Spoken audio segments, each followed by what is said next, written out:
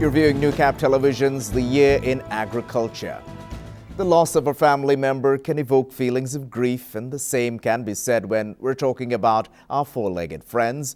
In this report, we take a look at the emotions an owner can go through when they have to put down their pet, and a warning: some aspects of this story may be difficult for some viewers.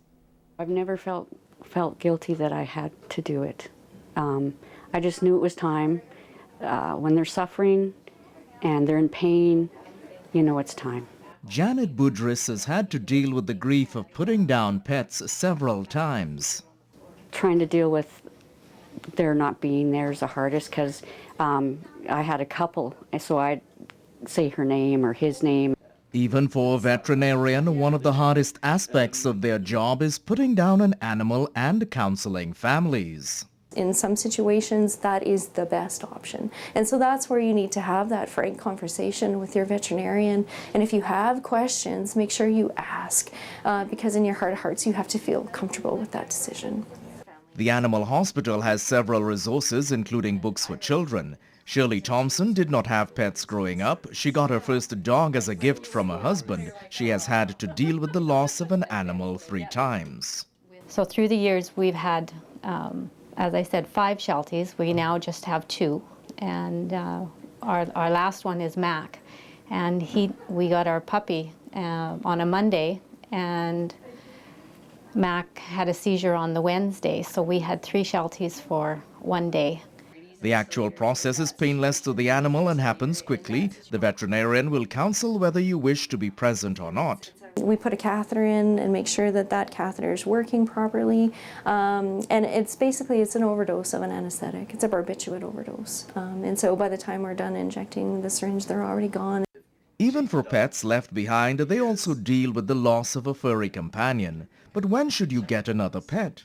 I think after you grieve for them, that you know it's time to open your heart for another one, because you have to deal with the grief, and the dogs, if you have any additional ones, have to deal with that grief as well. So you don't want to bring one in too fast.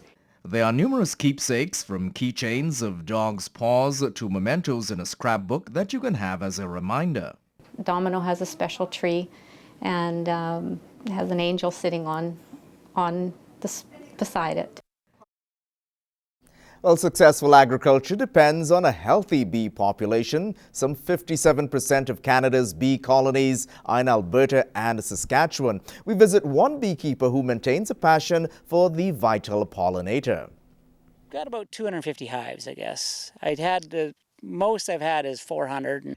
8 kilometers east of Mervyn, Lee Monteith has honed out a love for bees. His family has been raising cattle on this property since 1906. The buzz on the ranch came as a grade 12 job, and despite the challenges, he has stuck it out.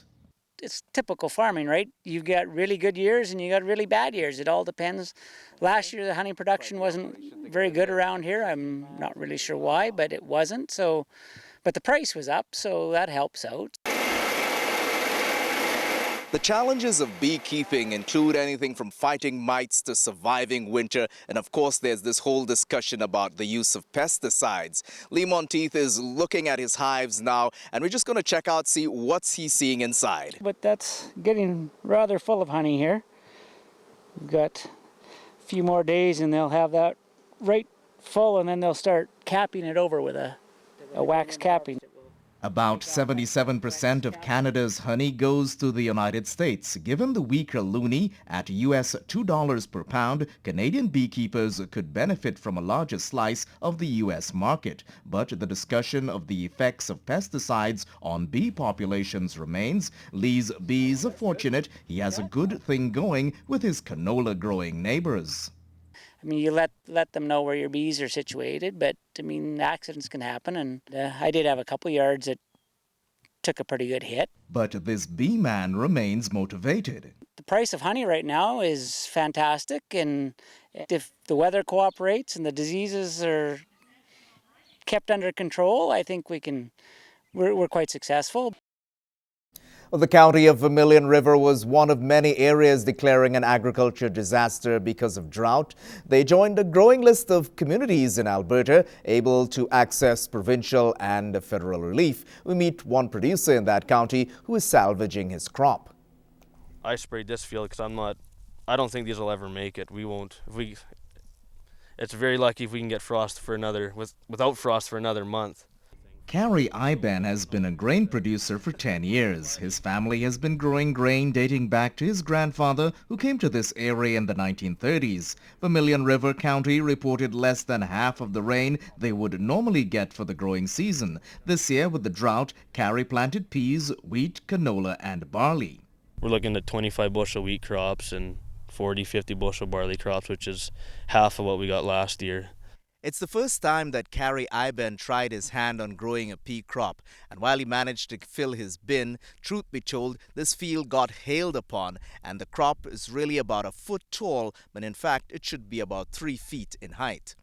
Yeah, we combined some peas, and that was my first year for peas. It didn't go so well. It only yielded 23 bushels an acre, but there again, it was a surprise we even got that for the amount of rain we had. He says that lots of fields in their area got less than an inch of rain up to the end of July. While he will be keeping peas in the rotation, he's hoping to break even if the weather will cooperate. The best one is looking like it's going to be canola if we don't get frost. The canola it struggled like everything else, but it seemed to, once it did finally start raining in July, it just shot out new branches. As he weighs up his options, he's going for grade as opposed to yield on his wheat, hoping for the best with canola and crop insurance to make it through. Me, for a grain farmer, I'm obviously going to combine it all. Unless the cattle guy's going to come and pay me a lot of money, I might as well harvest it, and then I got crop insurance will top me up to what I'm insured for at least. And our Agriculture Year in Review continues after this break. Do stay with us.